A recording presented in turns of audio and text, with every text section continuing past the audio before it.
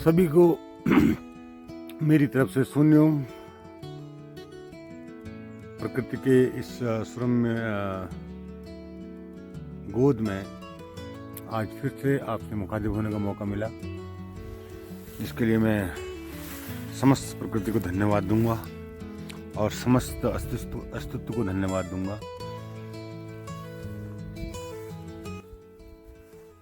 धूप काफ़ी तेज है और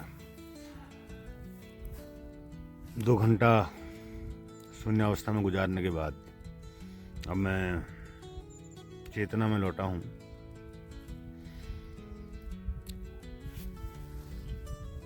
आज का जो विषय है, ये मुझसे कई लोगों ने पूछा है कि आप आस्तिक हैं या नास्तिक हैं। उनको असल में समझ में नहीं आता कि मैं क्या हूँ, थीस्ट हूँ या एथीस्ट हूँ। तो इस पर मैं चर्चा करूँगा और अपना पक्ष रखूँगा। अगर कोई मुझसे ये पूछे कि आप भगवान को मानते हैं या नहीं मानते हैं, तो मैं उनसे कहूँगा मैं कुछ भी नहीं मानता हूँ। भगवान ही क्या, मानने की जहाँ तक बात है तो मैं कुछ भी नहीं मानता। जब तक मैं उसको जान न लूँ तब तक उसको मानता नहीं। तो भगवान को मानने का तो प्रश्न नहीं उठता है। तो फिर दूसरा प्रश्न ये दागा जाएगा मेरे ऊपर, क्या भगवान को आप जानते हैं? हाँ, मैं उस भगवान को जानता हूँ जो मूर्ति बनकर मंदिरों में मौजूद है और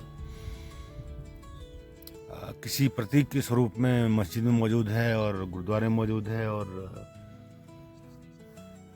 उसको मैंने देखा है तो उसको मैं जानता हूँ। अब अगला प्रश्न क्या पूछा जाएगा कि आप, ये तो प्रतीक है उसका, क्या आप रियल वाले भगवान को जानते हैं या नहीं? तो अब यहाँ पर मेरे लिए जो उत्तर बनता है, मेरी तरफ से जो उत्तर ये आता है कि जो प्रश्न करता है मैं उससे पूछूंगा भगवान माने आप क्या समझते हैं, भगवान माने क्या?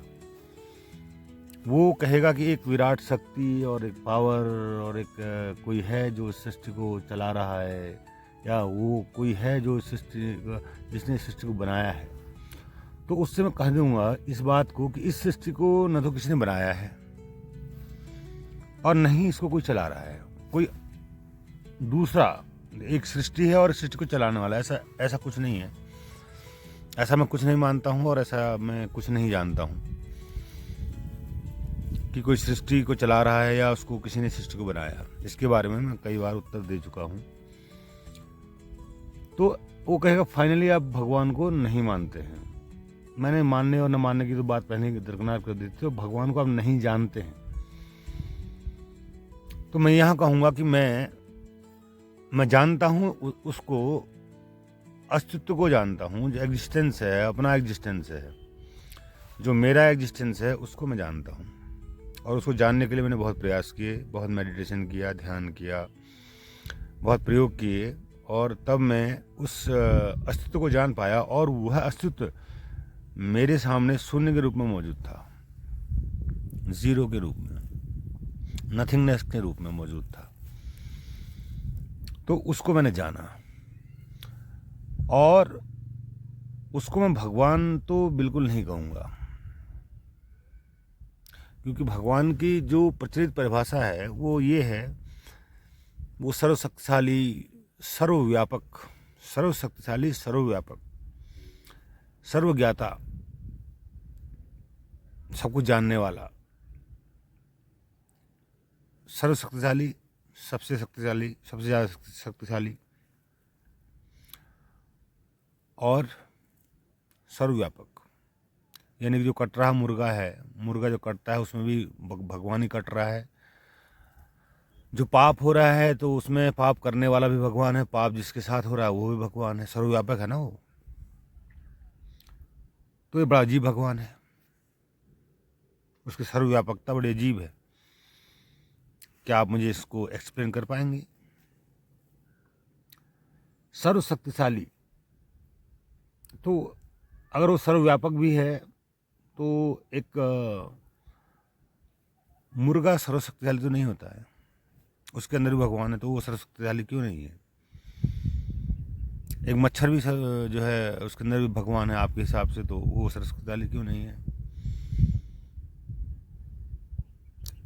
बहुत सारी चीज़ें हैं जो शक्ति है उनमें, पर सर्वशक्ति नहीं है, सभी शक्तियाँ नहीं हैं उनमें। तो ये बात जो है दरकिनार की जा सकती है कि वह है सर्वशक्तिशाली नहीं है। सर्वव्यापक है तो सर्वशक्तिशाली नहीं है, अगर सर्वशक्तिशाली है तो सर्वव्यापक नहीं है। अब सर्वशक्तिशाली अगर वो है तो वो कर क्या रहा है? वो कर क्या रहा है? वो किसी को गरीब बना रहा है, किसी को अमीर बना रहा है, किसी को पाप दंड दे रहा है, किसी को दंड पाप करने के बावजूद भी वो जो है उसको अच्छे फल मिल रहे हैं। बड़ी विषमताएं यहाँ पर देखने को मिलती हैं। बहुत सारे निर्दोष बच्चे मर रहे हैं, निर्दोष जीव मर रहे हैं, निर्दोष लोगों के साथ अत्याचार हो रहा है। बहुत सारी ऐसी चीज़ें हैं जहाँ पर लगता है कि वो सर्वशक्तिशाली नहीं है। अगर है तो, अगर सर्वशक्तिशाली होता तो दुनिया को बहुत अच्छा भी बनाया जा सकता था। दुनिया जिस रूप में हमारे सामने है और इसके सुधार करने के लिए हम जो प्रयास में लगे हैं, उन प्रयासों को करने की क्या ज़रूरत थी कि मनुष्य को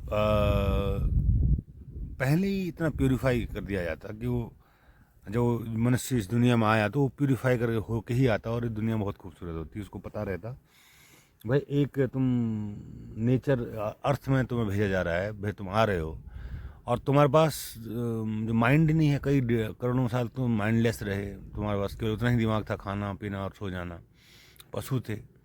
फिर धीरे धीरे जो है कृषि करना सीखा, माइंड डेवलप हुआ, समय मिला तो सोचना शुरू किया, सोच विकसित हुई।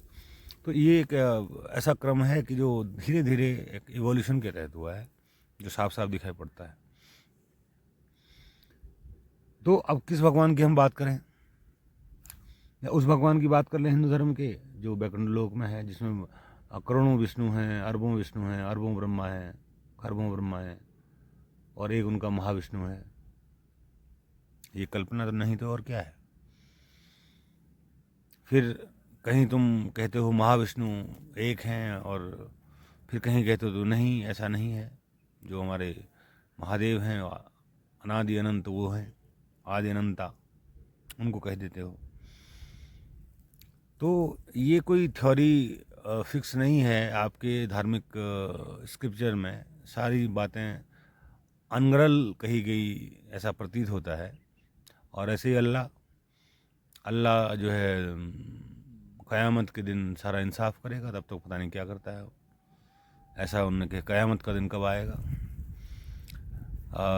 3 करोड़ साल से मनुष्य इस धरती पे है जीव के रूप में, और अभी तक तो जो डायनासोर जो मरे बेचारे करोड़ों साल जीने के बाद वो मर गए, तो उनका क़यामत का दिन क्यों नहीं आया? उनका जो भगवान है, वो जो अल्लाह है, वो भी उनका भगवान अल्लाह जो है उनके साथ क्या इंसाफ करेगा? तो ये सब कहने की बातें हैं, मनुष्य के दिमाग की उपज है और कुछ नहीं है। अब यहाँ पर एक तीसरी की जो कैटेगरी आती है वो है रैशनलिज्म की, और जो रैशनल व्यक्ति होते हैं, तर्कवादी लोग होते हैं, और एक है एक्सपीरियंस करके कोई बात को कहना, अनुभव से कहना।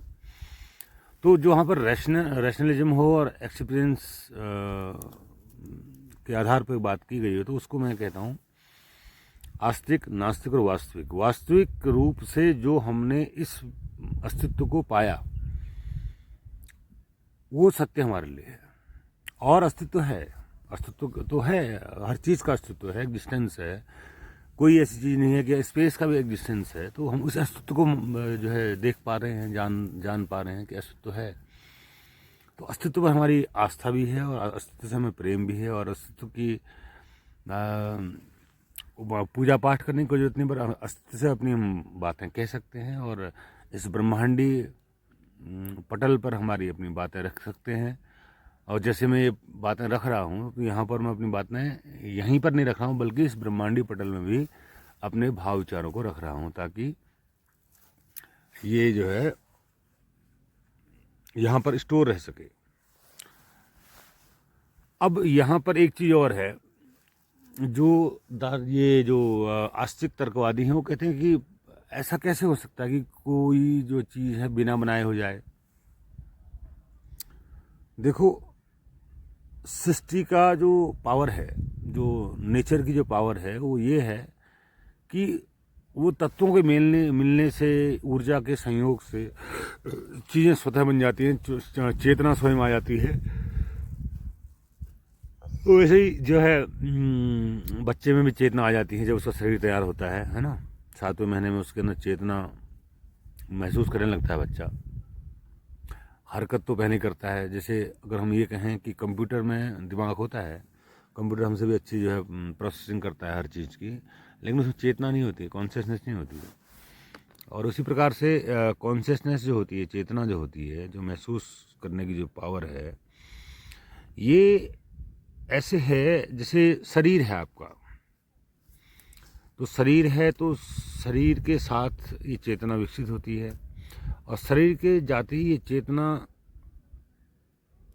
कुछ अलग रूप में हमारे सामने, मतलब उस चेतना का एक अलग स्वरूप हो जाता है जिसमें शरीर नहीं होता है, शरीर का कोई, उसमें केवल स्मृतियाँ रह जाती हैं, स्मृतियाँ, डाटा। जैसे अभी तो क्या है, अभी तो कोई घटना है तो मैं उसको महसूस कर पा रहा हूँ, सामने देख पा रहा हूँ, लेकिन अब शरीर छोड़ने के बाद केवल जो पुरानी स्मृतियाँ हैं, वो जो स्मृतियाँ हैं, जो विचार है, भाव है, वही उसी का शरीर बन जाता है। वही एक प्रकार से एक बॉडी बन जाती है, एक बॉडी का स्वरूप वो हो जाता है, जिसको हम आत्मा कहते हैं या प्रेत कहते हैं या कुछ और भी कहते हैं। तो वो ऐसा होता है।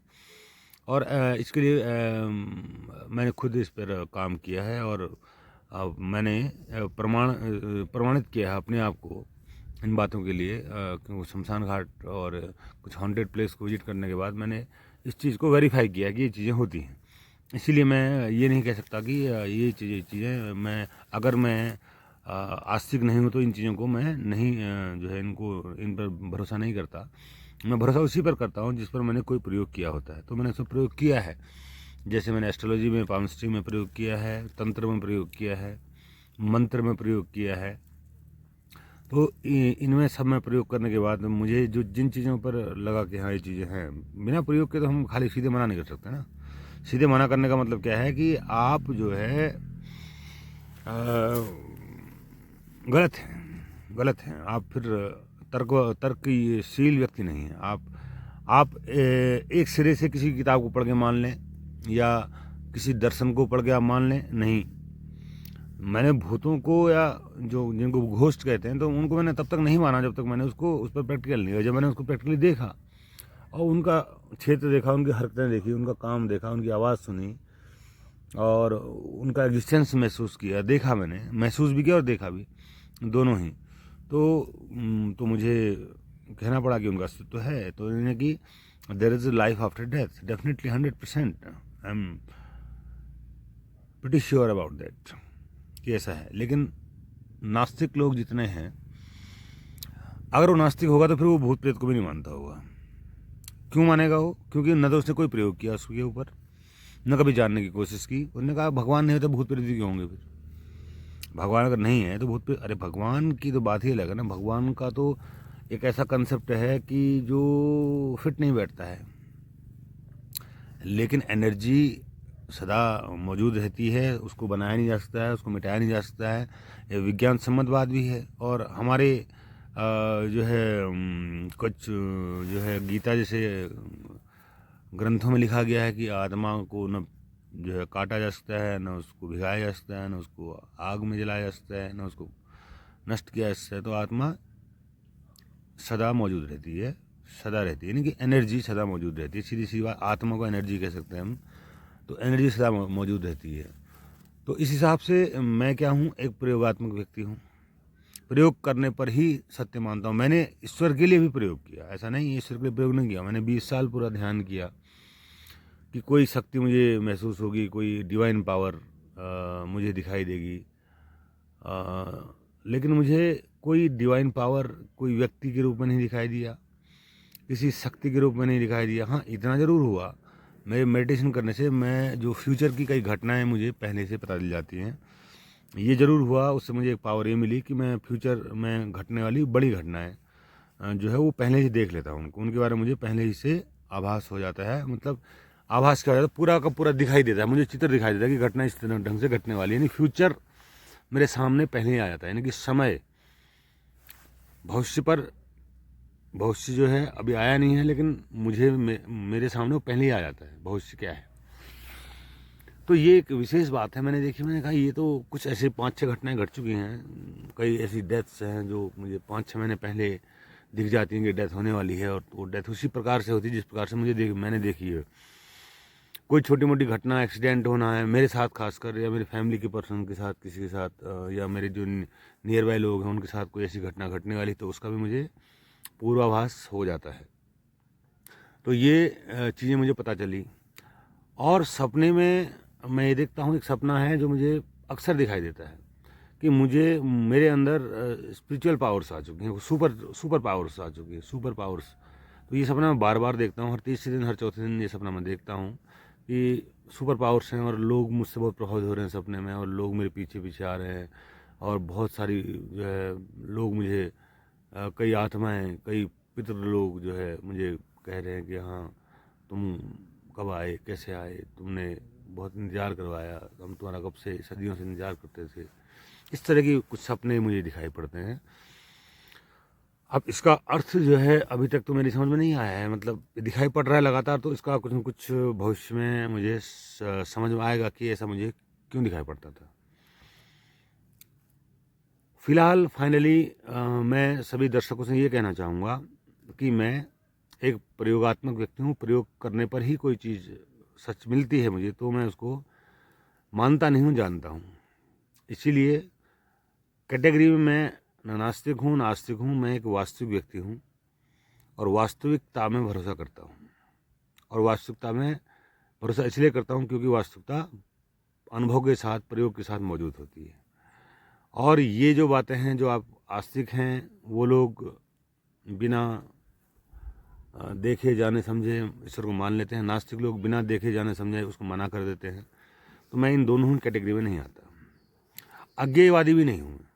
अज्ञेयवादी भी एक कैटेगरी होती है कि जो कहता है कि मुझे पता नहीं ईश्वर है या नहीं है, ठीक है। तो मुझे पता करने की जरूरत, मैंने पता किया तो मुझे नहीं मिला। मैंने ईश्वर के बारे में पता किया, जो जितनी संभव विधियां हो सकती थी वो मैंने सब करके देखी। मंत्र, तंत्र, योग, ध्यान, पूजा पाठ, सारी चीज़ें करके देखी। तो किसी भी विधि से मुझे उसके न दर्शन हुए, न मुझे कोई आभास हुआ। तो अब मुझे तो अपनी ज़िंदगी से उसको हटाना पड़ेगा फिर, है ना। अगर इतना प्रयास करने के बाद, क्योंकि पूरी प्यास उसके लिए मैंने अपने अंदर प्रकट की कि मेरा अंतिम लक्ष्य बन गया वो। तो लेकिन 20 साल की अथक मेहनत और प्रयास के बावजूद भी कोई सफलता नहीं मिली। लेकिन जो मुझे मिला वो ईश्वर जैसा नहीं था, वो अस्तित्व जैसा था, टोटल जैसा था, यूनिवर्स एनर्जी जैसा था, और शून्य जैसा था, मौन जैसा था, आनंद जैसा था, शांति जैसा था। अब उसको, इस भाव को तो मैं ईश्वर नहीं कहूँगा। शांति को मैं ईश्वर कह दूँ, या आनंद को मैं ईश्वर कह दूँ, या प्रेम को मैं ईश्वर कह दूँ, या फिर मैं प्रेम को प्रेम ही क्यों ना कहूँ, शांति को मैं शांति ही क्यों ना कहूँ, है ना। और शून्यता को मैं शून्यता ही न क्यों ना कहूँ, उसके लिए मेरे ईश्वर का नाम सहारा क्यों ना, उसमें पर्यायवाची शब्द सिनोनिम क्यों जोड़ूँ मैं। इसलिए मुझे जो मिला, जो मुझे महसूस हुआ, वो मैंने आपको बता दिया। और वास्तविक दुनिया में जीना ही सही है। अब देखिए, 2 मिनट में आपका समय और लूँगा। यहाँ पर कई लोग ऐसे होंगे जो कहेंगे अविनाशी जी, हम तो जो है इतना समय हमारे पास नहीं है कि हम ये सारे प्रयोग कर सकें, और तो हम क्या माने, क्या करें, मतलब आस्तिक बने कि नास्तिक बने, या वास्तविक कैसे बने, कि इतना हमारे पास समय नहीं है प्रयोग करने का। देखिए, अगर आपका समय नहीं है तो जिन चीज़ों में आप समय दे रहे हैं ना, आप उनके प्रति सजग रहें, बस इतना ही करें।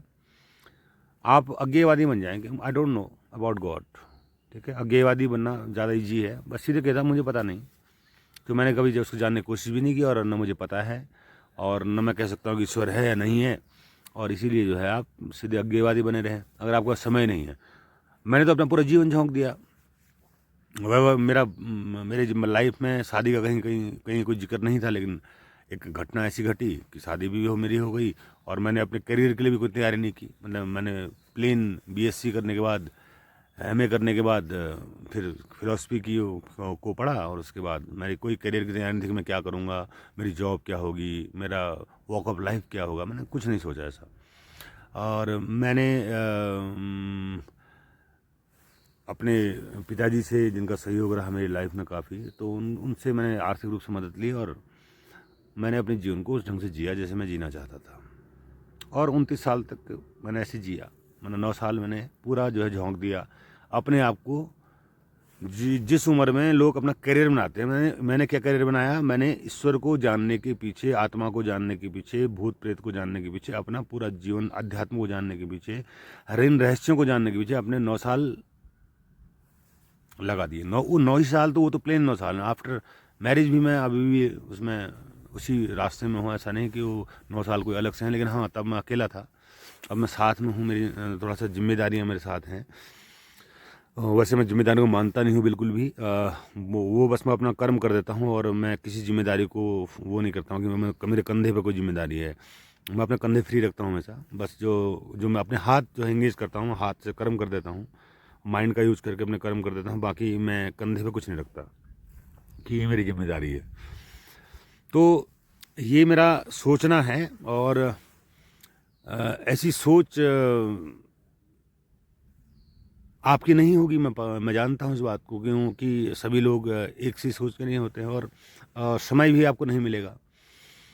समय नहीं मिलेगा तो आप फिर रिसर्च नहीं करेंगे, तो फिर आप किसी भी नतीजे पर नहीं पहुँच पाएंगे। मेरी बातों को भी अगर आप मान लेंगे ना, आप वास्तविक बन जाएंगे। कैसे बन जाएंगे वास्तविक? आपको अनुभव ही नहीं है, नो एक्सपीरियंस। अगर किसी जॉब में आप जाते हैं, आपसे कहते हैं 5 साल का एक्सपीरियंस लाइए तब जाके आप काम करिए, आपको एक्सपीरियंस नहीं है, इस बात का अनुभव नहीं है। तो आपको जब अनुभव नहीं है तो फिर आपका वो वास्तविक होना भी क्या होगा? झूठ हो जाएगा। तो अब यहाँ पर आपने क्या करना पड़ेगा? अगर मेरी तरह जीना तो कुछ नहीं, बस कुछ रिस्क लेने पड़ेंगे। कभी किसी हॉन्टेड प्लेस को, जो बहुत मजबूत हॉन्टेड प्लेस हो, जहाँ के बारे में बिल्कुल ऐसा हो कि वहाँ पर जाना बड़ा रिस्क है, तो वहाँ जाने का रिस्क लीजिए किसी योगी गुरु के संरक्षण में। और सबसे पहले आप पास्ट लाइफ, जो पोस्ट लाइफ हमारी जो होती है, उसके बाद की लाइफ है या नहीं है, उसको पहले जस्टिफाई करिए। उसके बाद मेडिटेट करिए अपने आप को। मेडिटेट करके जानिए कि आत्मा होती है कि नहीं होती है, भगवान होता है नहीं होता है, तो आपको पता चल जाएगा। बस ये तरीका है। ये तो आप अपनी जो जॉब लाइफ है या वर्किंग लाइफ है उसके साथ भी कर सकते हैं, अगर आप करना चाहें तो। अगर एक बार सुन के आपने कहा नहीं जी हमको नहीं करना है, तो फिर अज्ञेयवादी बने, या फिर वही नकली आस्तिक या नकली नास्तिक बन जाएं। और हम क्या कह सकते हैं? तो मैं अंतिम रूप से फिर से कह देता हूँ कि मैं न नास्तिक हूँ न आस्तिक हूँ, मैं एक वास्तविक प्रयोगात्मक व्यक्ति हूँ और ईश्वर जैसी किसी सत्ता पर भरोसा नहीं करता जिस ईश्वर को लोग मानते हैं। मैं अस्तित्व को पर यकीन रखता हूँ, क्योंकि अस्तित्व अभी भी मेरे साथ है और सदा ही मेरे साथ रहेगा, क्योंकि अस्तित्व कभी ख़त्म नहीं होता, न बनता है। ये शाश्वत है। तो इसलिए जो चीज़ शाश्वत है और जो चीज़ मैंने अनुभव की है अस्तित्व के रूप में, इस पूरे यूनिवर्स को, इस पूरे सृष्टि को, तो मैं उसी रूप में इसको मानता हूँ। और जो बाकी राज रहस्य हैं, कभी मैं बनाऊँगा उस वीडियो की एलियन लाइफ पर, और ये चीज़ें हैं कि नहीं हैं, इनका कितना कितना इनका होना है, तो उस पर भी मैं कभी वीडियो बनाऊँगा। तो अभी वीडियो लंबा हो जाएगा, इसीलिए सभी को मेरी तरफ से फिर से सुनियो। फिर मिलते हैं अगले वीडियो में, तब तक के लिए नमस्कार।